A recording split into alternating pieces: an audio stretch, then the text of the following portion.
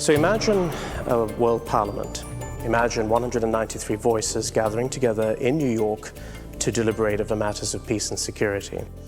The United Nations was established in 1945 with the signatory of 50 countries for the express purpose of preventing the outbreak of war and averting a world war. The United Nations has many parts to it. It deals, for instance, with matters of economics and social policy. It deals with matters of human rights. It deals with matters of culture. But the most important parts of the UN are the Security Council, which has 5 permanent members who are responsible for controlling its policy. These are France, Britain, the United States, China, and Russia. The other body that is very important is where all the nations meet and come together, and that is the General Assembly. Both the General Assembly and the Security Council pass what are called resolutions to make policy for the world.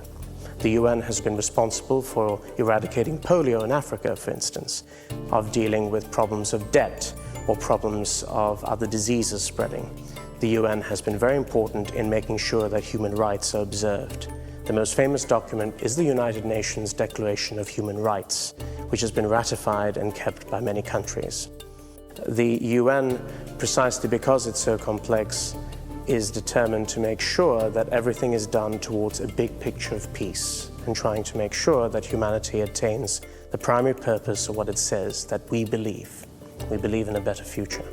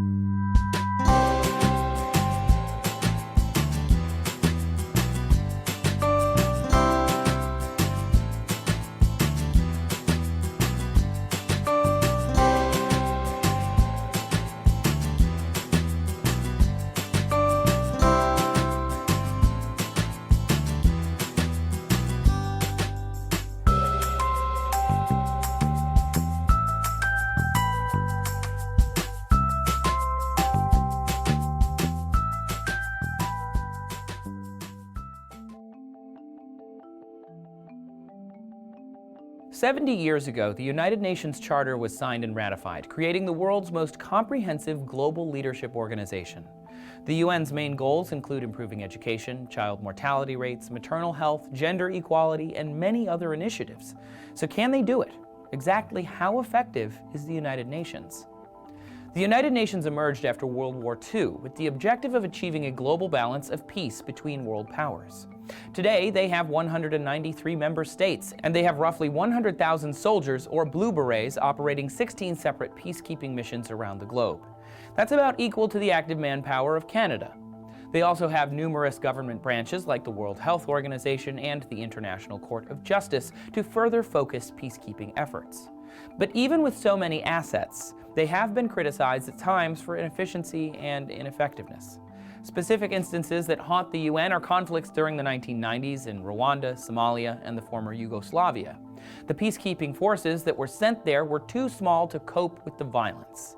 As a result, many people were killed. These incidents forced the United Nations to reassess their resources and methods of handling ongoing wars. But there have been many other successful peacekeeping missions throughout places like Angola, Namibia, El Salvador, and Mozambique.